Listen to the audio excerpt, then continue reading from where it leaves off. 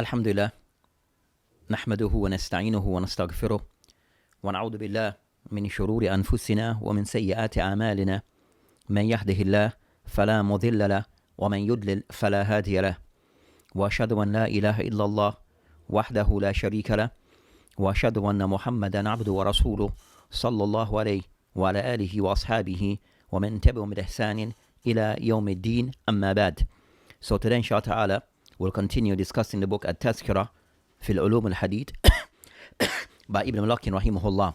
And as we mentioned, and as that this book, it covers matters concerning Ilm al-Hadith, concerning the terminologies and certain of the principles that are followed by the ulama of Hadith rahimahumullah regarding looking in the studies of Hadith.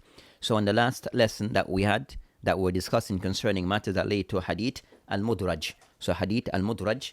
And today, inshallah ta'ala, we'll continue by discussing other of the different anwa, different types of hadith and the terminologies that goes along with them. And today, inshallah ta'ala, we'll discuss concerning hadith al-Mowduoo', according to what is in the order, the order of the author, and also hadith al-Maqloob.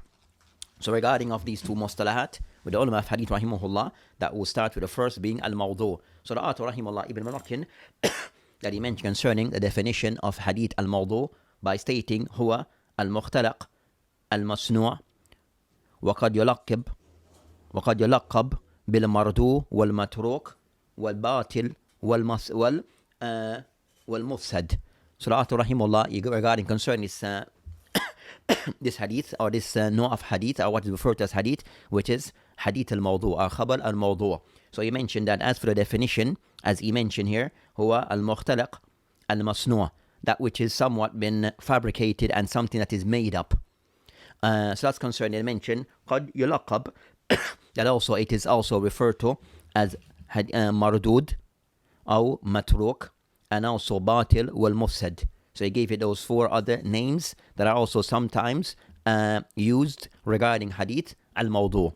So regarding concerning hadith al-Mowduoo', he gave us the meaning istilahan in brief, then also give us some different terminologies, other terminologies that relates to hadith al-Mowduoo'. So inshallah ta'ala, from our side, or the discussion today, we'll have a little more extension or more discussion regarding this particular topic. So of those things that are normally covered regarding hadith al-Mowduoo', as the author rahimahullah indicate regarding first thing concerning the definition of hadith al-Mowduoo'.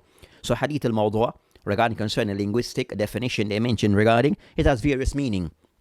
So al-isqat, wal-ikhtilaq, and also al-iftira. So these are of the meaning concerning hadith al-Mowduoo'. So al-wada, from the word wada, meaning al-isqat, sucked, something has fallen, or concerning ikhtilaq, that something is made up, wa iftira, something has been fabricated. So these are the meaning linguistically regarding hadith al-Mowduoo'. As for concerning the meaning of hadith al-Mowduoo', istilahan, according to the ulama of hadith. So concerning the meaning of hadith al-Mowduoo', istilahan, according to the ulama of hadith rahimahullah. So you have several definitions that are given, that of those definitions that are given regarding hadith al-Mowduoo', that they mention huwa al-kadhib, al-masnu', al-mukhtalaq, al-nabi alayhi salam. So hadith, kadhib, mukhtalaq, masnu', al-nabi alayhi salam. So they mention the meaning concerning that is a hadith, that is a khabar, hadith, that have been kadhib, it's a lie, masnu', something made up, something mukhtalaq, something which is fabricated upon the Messenger of Allah subhanahu wa ta'ala. So that's the definition concerning hadith al-Mowduoo'. And also, so that's concerning of the definition that are given regarding hadith al-Mowduoo'. So that's concerning, and the ulama have mentioned regarding this concern that of the thing with the ulama of hadith, when they normally describe hadith or define hadith al-Mowduoo', as mentioned by Sakhawi, that they'll all use those those three descriptive, kadhib, masnu' wa mukhtalaq. So they always use those three description regarding to show concerning the severity of this matter.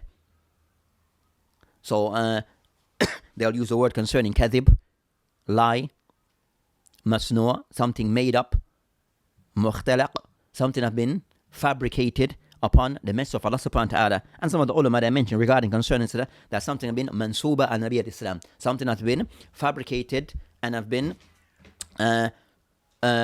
diverted, understand something fabricated upon the Prophet alayhi salam. So that's concerning hadith al-Mowduoo'. So the meaning of this concerning that khabar that is said to be Mowduoo', that that it is not really a hadith. So the word hadith al-Mawdu' being mentioned, the word hadith here is not used in the terminology of Ahlul Hadith, but rather it is used concerning that it has the real meaning according to the ulama of hadith, but rather it is used the word kalam. The kalam that is used here is regarding concern to show that this matter regarding this hadith, it is something that has been made up, is a falsery upon the Prophet ﷺ, something which is a lie upon the Prophet ﷺ, and he ﷺ, the Prophet ﷺ, he did not said these words, nor did he did this act that is being ascribed to him. So that's concerning hadith al-Mawdu'. So hadith al-Mawdu', it is to note that whatever is mentioned, it is something which is not to be ascribed to the Messenger of Allah subhanahu wa ta'ala, as he alayhi, the Prophet ﷺ, he did not say those wordings, nor did he did that act mentioned in that particular hadith that is said to be Mawdu'. So something has been, is allegedly have done these things. So regarding concerning al-hadith al-Mawdu', that you find that regarding concern this matter, that ulama kind of somewhat made a distinction also regarding hadith al-Mawdu'. That also you make a distinction regarding hadith al-Mawdu' is a case concerning that this act was done intentionally. So the person intentionally that lied upon the Prophet ﷺ for whatever reason may be, as we'll discuss later. So the person intentionally lies, and that's when a person is said to be noted a person who is a kadhab. So the person who intentionally lies upon the Prophet ﷺ, then this person is called a kadhab. He's said to be a liar or wadda, or a person who fabricate. So that's concerning the matter. Then also you might find others who may fall into alleging hadith upon the Prophet ﷺ, but they made a mistake. So they kind of somewhat have mentioned hadith upon the Prophet ﷺ, but in reality it's an error by their part, because of, so it's an error, it was not done intentionally, so that person is considered to be a reason that may cause the person to be deemed to be da'if, or you have made an error. But if this error keep repeating, then it will be dismissed. So if you keep repeating, lying, saying things that the Prophet ﷺ did not say, nor did, then such a person will be dismissed. So that's concerning that matter. Our next matter that they discuss regarding hadith al-Mawdu' is concerning rutbat khabar al-Mawdu'. So concerning the grading, the degree of hadith khabar al-Mawdu', as they mentioned concerning this hadith that is said to be Mawdu', and the word hadith here is used concerning linguistically. So the word is used linguistically to mean something that you had this. It's something that the person have mentioned. Or second, the word hadith is used with Mawdu' as a way of someone to clarify that is something that this person claims. This is what he claims. This is the claim of such person, but not to be taken in a meaning that it is something which is reliable, going back to the Messenger of Allah subhanahu wa ta'ala. So regarding the rutbah, the grading or the status of these hadith, that they are said to be the worst hadith, aswa hadith, min anwa hadith al-da'if. So it's the worst of hadith al-da'if. It's the bottom of the pit of hadith al-da'if. Nam, and it's the shar anwa hadith, and it's the worst kind of hadith that is referred to as hadith. So hadith is considered to be hadith al-Mawdu'. It is said to be the worst of those that are said to be referred to as hadith. Nam, that's concerning that particular matter regarding hadith al-Mawdu'. Also regarding concerning that this matter, and next matter they discuss regarding hadith al-Mawdu', hukum riwayat khabar al-Mawdu'. What's the ruling regarding a person narrating hadith Mawdu'? And it shows regarding concern the Muslim has to be mindful regarding what he alleged upon the Prophet ﷺ.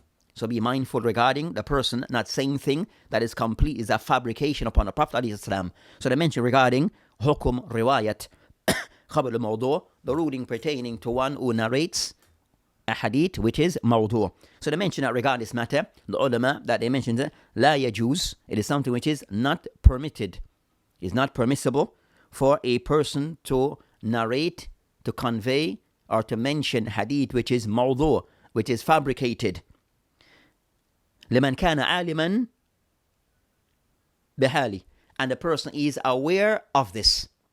So the person is aware that this hadith is Mawdu', and the person still narrates this, then it must be done with condition. With a condition, with the person, he does so and then clarifies immediately. So the person narrates an hadith al-Mawdu', then the person should clarify this immediately to the listeners. So it is mentioned as a form of either to clarify that it's something which is Mowduoo' and not a hadith that is reliable, that goes back to the Prophet of Islam. So it must be clarified that this hadith is Mowduoo'. And this also, if it is used in whatever regards, on whatever circumstance or situation, then generally the person should, and also so these hadith are not to be used. So the person, if he does mention hadith, it needs to be clarified immediately that the hadith is Mowduoo', fabricated, and not be left without clarity. Whether the person uses in a context regarding that hadith al-ahkam, then it should be clarified as a front regarding books of ahkam of the fiqh of Islam, or the books or concerning or cases of qisas. The person wants to give stories, narrate stories about Islam and about the Prophet of Islam, then he has to be mindful of this. And also regarding at-targhib wa tarhib, the person want to give things of concern, encouragement regarding certain acts to be done, or kind of somewhat to caution the person about certain acts. The person have to clarify the situation if the hadith is Mowduoo' and should not be left without clarity. As the reason being from this, that a person has to clarify, as in the hadith that is narrated upon a Prophet of Islam, we mentioned, man hadatha anni hadithan yura annahu kadhib fahuwa ahad al-kadhibain. Man hadatha anni, the one who narrates upon me, hadithan, a narration, yura annahu kadhib, and he notices and he knows it to be kadhib, to be a lie, fahuwa ahad al-kadhibain, then he is one of those liars. So it shows concerning a Muslim and a hadith, Imam Muslim rahimahullah in his muqaddimah. Imam Muslim in his muqaddimah of his Sahih. And also At-Timithi, and the hadith is deemed to be, At-Timithi, hadith Hasan al-Sahih. So that hadith shows regarding the severity concerning lying upon the Prophet ﷺ. So that's concerning that matter. The next matter regarding hadith, that, as we mentioned, a spin-off from what we just mentioned, that based upon this, that regarding hadith and Mowduoo' is not to be used as a form of proof, as hujjah, regarding any matters of Islam. So hadith al-Mowduoo' is not a proof and should be used regarding any matter of Islam, whether in the area concerning the science concerning in any matter regarding that a person, and at any point regarding that in lessons as a proof. Hadith al-Mowduoo' is not to be used regarding matters in Aqidah, not matters in fiqh, not matters in seerah, not matters in anything of Islam.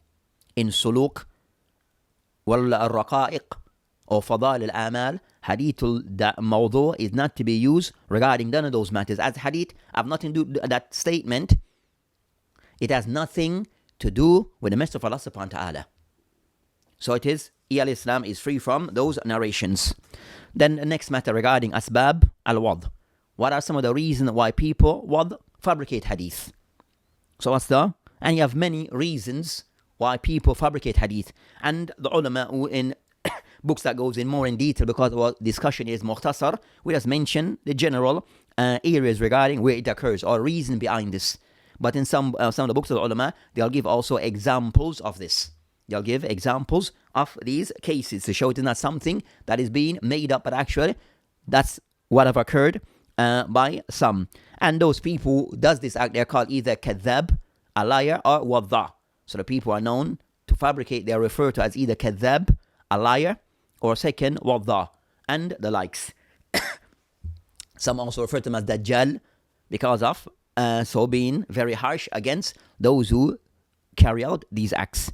So regarding concerning asbab al-wad al-hadith, why people fabricate hadith, they mention first amongst those reasons concerning taqarrub ila Allah. Some people does it as a form of taqarrub, as a form of worship to get close to Allah subhanahu wa ta'ala, biwad al-hadith, by fabricating hadith. And this is usually done concerning those people who want concern targhib an-nas fi fi'l al-khair. So some people do it as a reason for fabricate hadith because they want to encourage the people regarding doing things of good and caution people against evil. So you'll find concerning that this does occur, and so the books of Tasawwuf, that it occurs in those books. But I want to encourage the people. So it is mentioned regarding that people sometime, cases of this does occur regarding in some of the books that I mentioned, that some who fabricated hadith regarding Fadal al-Quran. So some hadith So some of those hadith that have been fabricated regarding the virtue of the Quran, because the intention behind this was that they wanted people to get closer to the Quran and give more attention to the Quran, and because of that time they saw people that were more inclined towards studying of fiqh and other science. So they want to bring the people back to study of the Quran, so they fabricated hadith about the virtue of the Quran. So even though the intention, whatever the intention may be, but the actual result, and also even that intent, that what they did was completely wrong. What they did was completely haram regarding what they did. The next matter, or another reason concerning At-Tan fi Din. Another reason concerning At-Tan fi Din. So you have those people wish to make At-Tan, wish to attack Islam. Those people wish to attack Islam. And also make Tashkik, also want to put concerning doubt regarding Islam. And you have those people who are there. So you have those people that are there, especially regarding Hadith. So you find that some of those people want to make the people have doubt about Islam, that they usually attack Islam, and those who try to beat in an academic method or way that they use, they use the science of Hadith, or within the science of Hadith. So you have those people who does it, and unfortunately, that you find that some of the Muslim, even those who are said to be du'at, that are out there, that they fall into putting doubts in the minds of the Muslim and the general population about Islam. One, because of their ignorance regarding Hadith, and also they follow the footsteps of those people, the mustashrikeen. Those people are the Orientalists. So they study Islam from the Orientalist point of view, which is some of them to attack Islam. They follow that type of path, and they now also know, being the Muslim who's now propagating those same ideas of those who put doubt in the minds of the Muslim. Fallah musta'an wa alayhi tuklan. So they mention regarding concerning that matter regarding At-Ta'an fi Din, and of those people that are known for this, that they mention concerning either al-Kuffar, the people who are the Kuffar, the A'da of Islam, and also regarding concerning Juhala al-Muslimin, and some of the Juhala amongst the Muslim who fell into this. Nam. And of those, they refer to among the most concerning al-Zanadiqa. Those people, the Zanadiqa, of those people who are Zanadiqa, meaning concerning the hypocrites, who they fell into this. So they come concerning, they try to attack the Qawaid al-Hadith, and they use concerning Aqliya method of trying to criticize Hadith, but without the principles laid down by the ulama. Okay, third, regarding of those asbab concerning takatsub, wa talabatul rizq, that some people do it as a form of their way of kind of somewhat, gaining their own sustenance. So people fabricate hadith as a form of to gain their sustenance concerning, and also you have those people concerning Jama', who is known to concern those people who are known to be storytellers. So people give stories about Islam, always giving stories and telling stories, that a lot of time that they use hadith which is fabricated. So they fell into this because of this matter from that angle. Also regarding concerning ta'assub, intisar al-madhahib wal-firaq, that you find that some of the people who are fall into it because of ta'assub.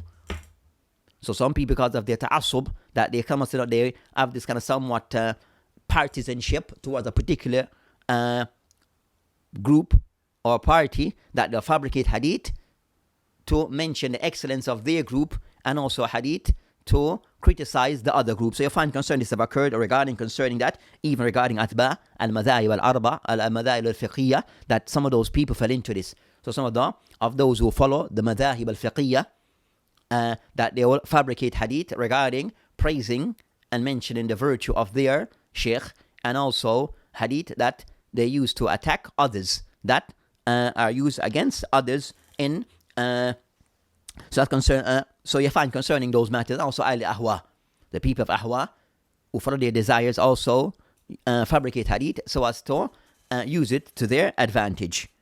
So that's concerning another of those reasons. Another fifth of those reasons regarding concerning those concerning al-agrab biqasd ishtihar.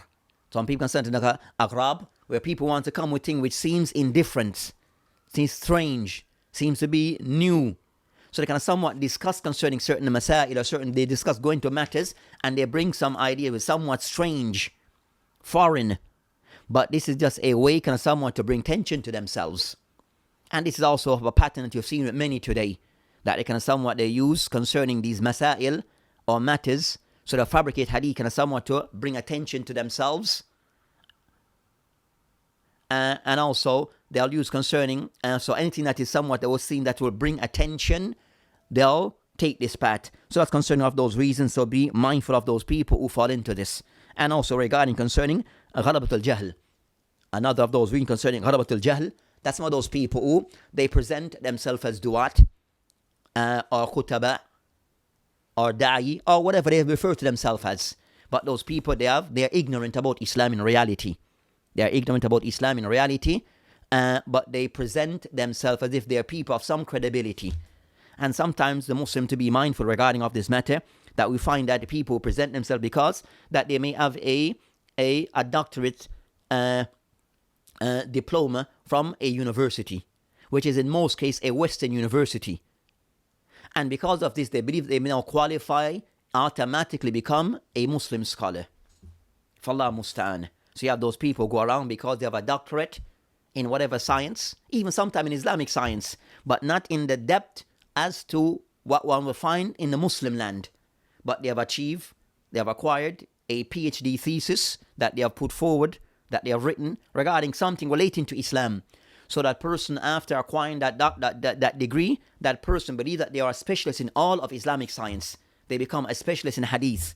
And that person, Fallah Mustan, I've never even read this book, At-Tazkirah, from start to end. I've never studied a book in hadith from beginning through to the end, of the traditional books of Islam that are known amongst the ulama and the tullab al-ilm.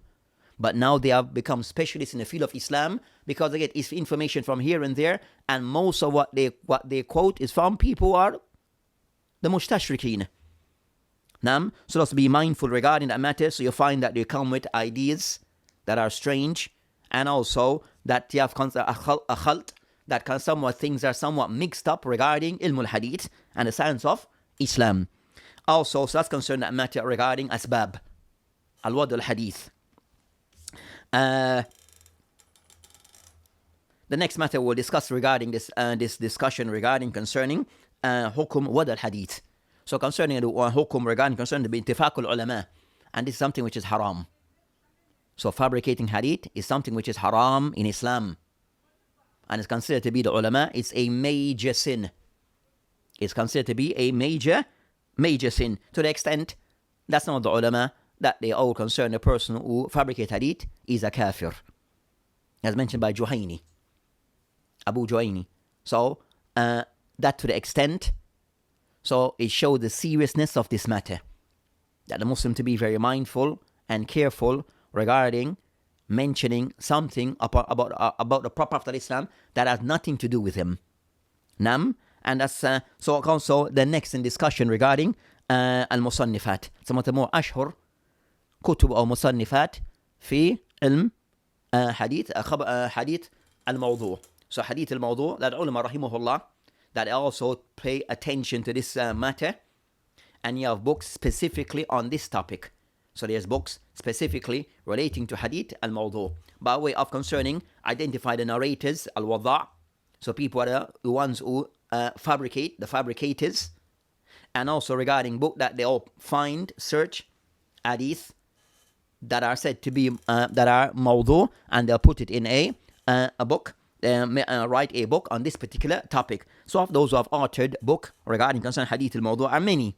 You have many books on this topic. So of those books that they mention regarding kitab of the more famous concerning al-mawdu'at min ahadith al-marfuha li Ibn Faraj Abdul Rahman Ibn al-Jawzi. So Ibn Jawzi rahimahullah have written a book on that topic, which is hadith al-mawdu'a.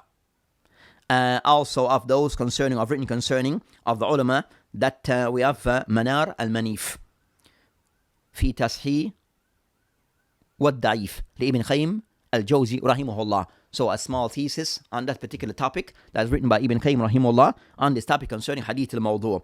Also you have concerned the light of Suyuti.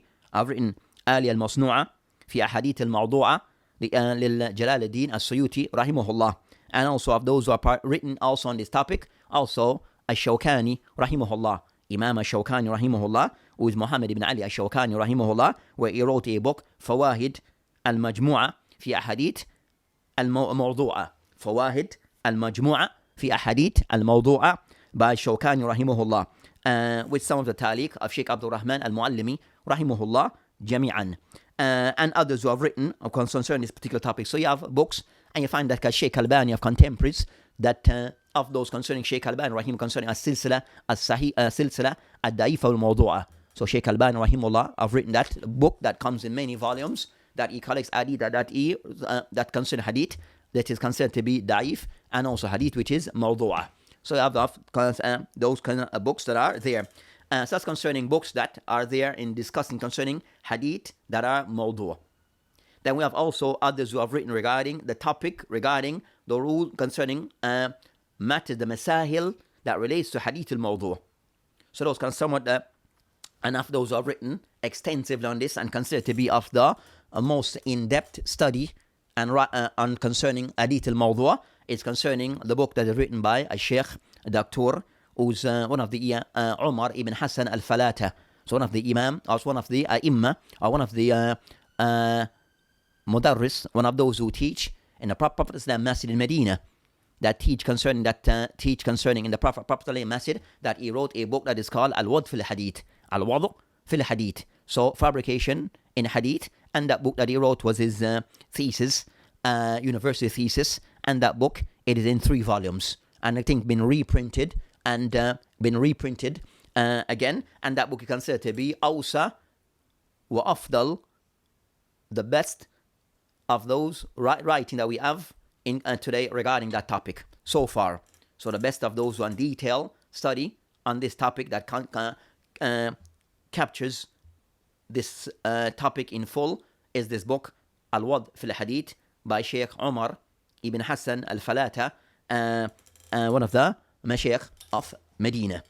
And also others who have written, so even some of those books we mentioned concerning that, the book by Ibn Jawzi, which is Kitab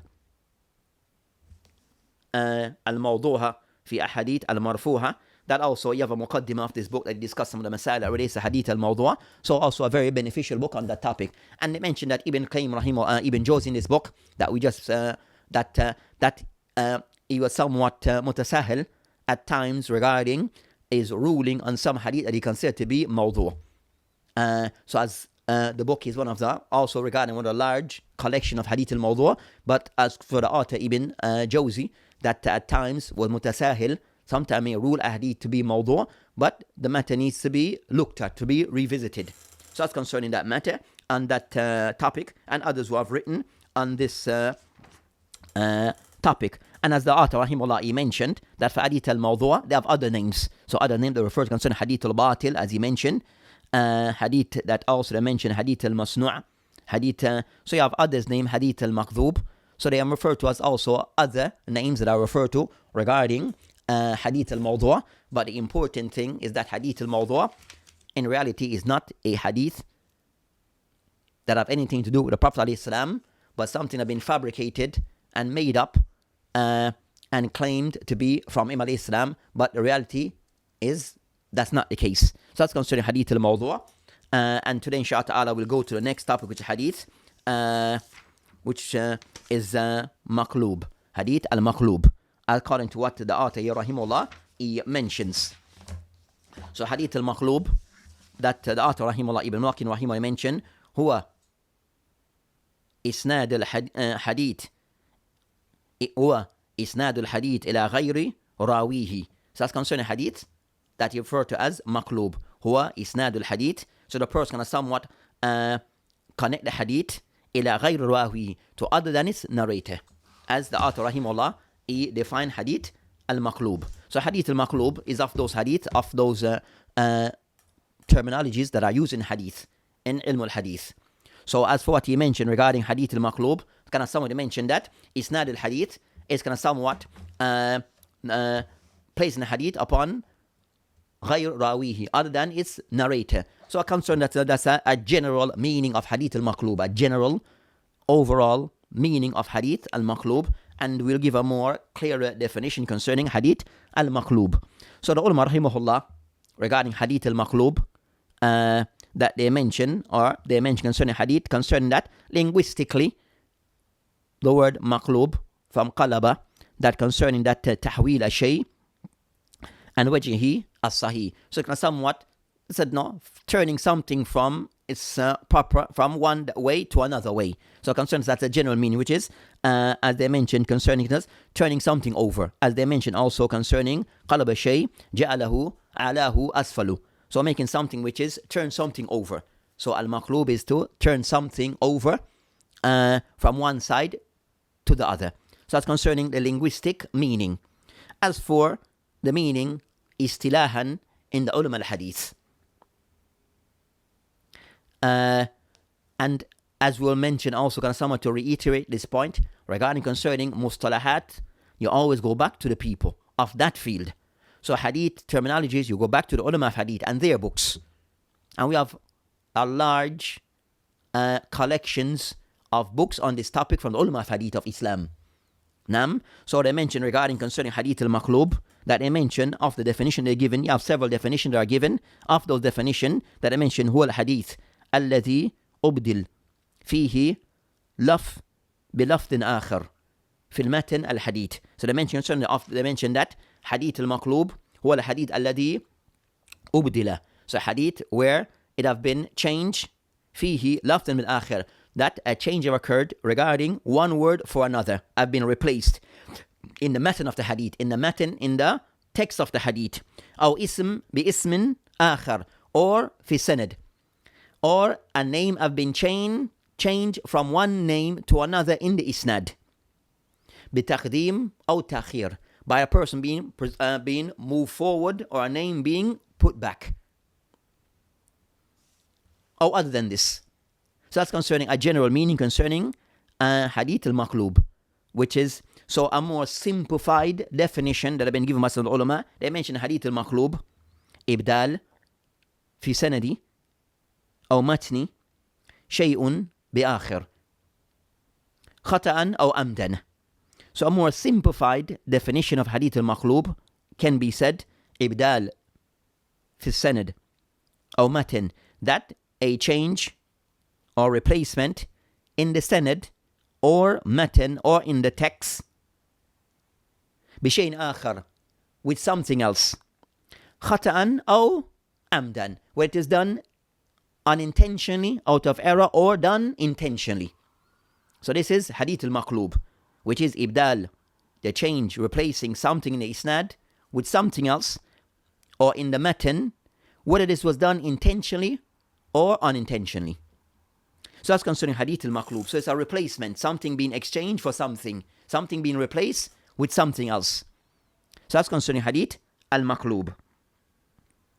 So as we mentioned, definition that this can be done at times intentionally, that this change occurs, intention was done intentionally, willfully, and at times was done unintentionally.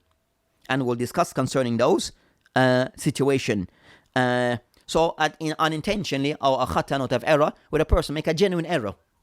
That a person, he made an error, and he said something other than what was to be said. So a change occurred. So mention a certain name, but another name was mentioned.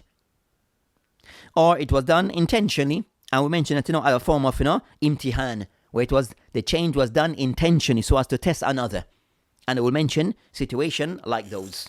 So as for hadith al-maqloob, or hadith al-qalb, that I mentioned aqsamu, as for its different categories, ينقسم hadith al-maqloob إلى قسمين, that hadith al-maqloob, that it fall into two categories.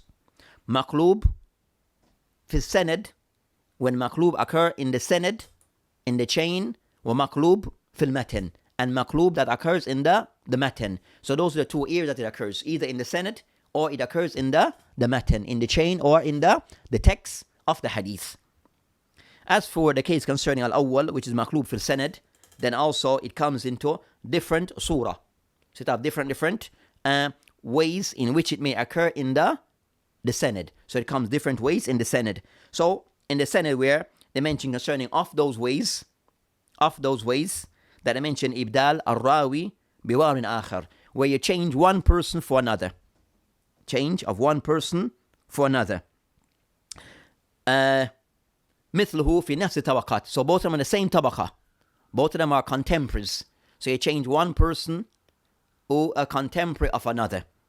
Nam. And for example, they mentioned regarding concerning, for example, they mentioned Yaqub ibn Salama al-Laythi.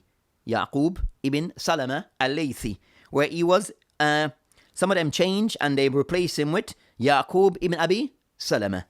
So they replaced him with Yaqub ibn Abi Salama. So the one who was the person who was to be named to be mentioned, it is Yaqub ibn Salama al-Laythi. But his name was replaced with Yaqub ibn Abi Salama al-Majishun.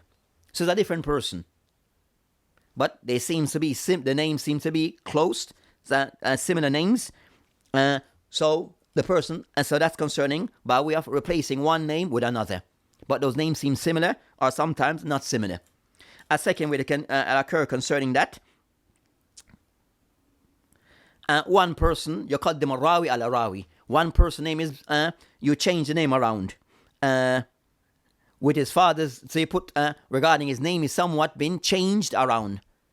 For example, they mention the hadith concerning Marwan, Ka'b ibn Murrah. Ka'b ibn Murrah. So it was changed to Murrah ibn Ka'b. Nam. So you have those changes that sometimes occur. So the person's name is somewhat been changed around, which is his surname becomes his first name, and his first name becomes his surname, or the name after. So sometimes these things occur. Nam. So you have different ways regarding Maqloob fi as-sanad, regarding the narrators sometimes. Then you have other cases regarding concerning Maqloob, and it's concerning that al-isnad, also in isnad, were done by way of imtihan. So a form of way of trying to test a person. So a way of testing a person, and the more famous of those two regarding al-qalb bil-isnad is regarding the story regarding Imam Bukhari rahimahullah. So regarding Bukhari and his memory, because you have this, his memory was noted, he was known for his great memory, that Imam Bukhari rahimahullah, that when he came to Baghdad, and he met the ulama of Baghdad, and they want to test his sharpness, his level of, his keenness regarding his memory. So what they did, they had 100 hadith were gathered, and they had 10 mashaykh were there, 10 shuyukh were there, and each of those shaykh, so 10 shaykh were there, each of them that they had 10 hadith, and they will switch the matan with the isnad. They will switch the matan with the isnad, and they'll mention isnad, but they'll use the matan of they'll mention isnad and use a different matan, and they'll do this with all their hadith. Then Imam Bukhari actually do Imam Bukhari when he heard the hadith, I don't know, la alamu, I don't know this hadith, and he said this repeatedly. So the people who were there didn't understand, this person doesn't know what's going on.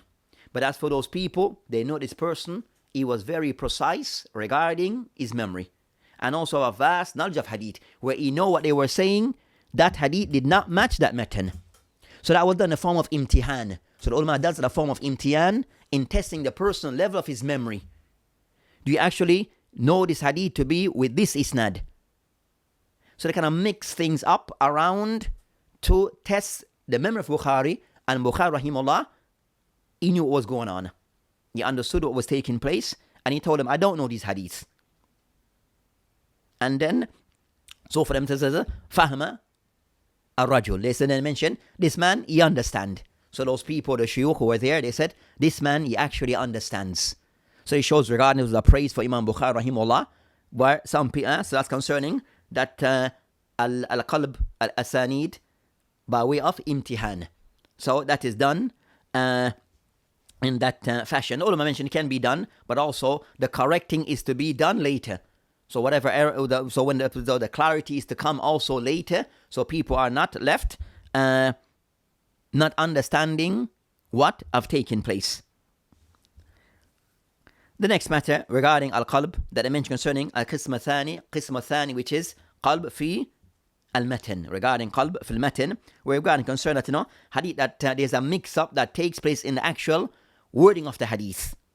So somewhat, where some words were brought forward and some words are put back in the actual matan of the hadith. So we give concerning example of those. We give a few examples regarding where qalb have occurred in the matan, in the text of hadith.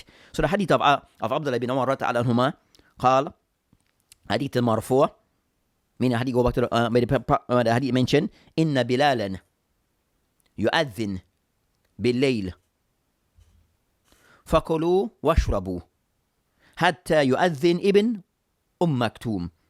Hadith in the Bukhari. The hadith is in the Bukhari. The hadith mentioned, Inna Bilal yu'adhim bil-layl. Bilal, he gave the hadhan during the day. Kulu washrabu, eat and drink. Hatta yu'adhin, until you hear the adhan of Ibn Maktoum. So you can eat and drink until you hear the adhan of, when you hear the adhan of Bilal, you can continue to eat and drink. As he give the hadhan during the day, during still in the night. Then I mention, but you stop upon hearing the adhan of Ibn Maktoum, the second adhan of Fajr, that's concerning Al-Fajr, and the hadith in the Bukhari. There's a narration of the hadith in the Ahmad, and the hadith of Unaysa bint Khubayb رضي عنها قال حديث مرفوعا قال إذا أذن ابن مكتوم, if Ibn Maktoum give the adhan, فكلوا واشربوا, eat and drink. وإذا أذن Bilal, and when Bilal gives the adhan, فلا تأكلوا ولا تشربوا, do not eat and drink. Hadith مرة ثانية. So the hadith of Unaysa bint Khubayb that mentions the hadith in the Musnad of Ahmed, إذا أذن Ibn Maktoum, if you hear the adhan, if the adhan of Ibn Maktoum is been given, فكلوا واشربوا, continue to eat and continue to drink. وإذا أذن Bilal, and if Bilal, when Bilal gives the adhan, فلا تأكلوا ولا تشربوا, then do not continue to eat and drink. So that hadith, it goes contrary to the hadith that we just mentioned before, that when you hear the adhan of Bilal, you can continue to eat and drink. The second hadith of Unaysa mentioned opposite. When Bilal gives the adhan, you are not to eat and drink. But so that's qalb, where certain of the wording has been changed and give a different meaning of the hadith. So the ulama of hadith can identify where the error occurs in this hadith, and the hadith of Unaysa will be considered to be hadith al-Maqloob.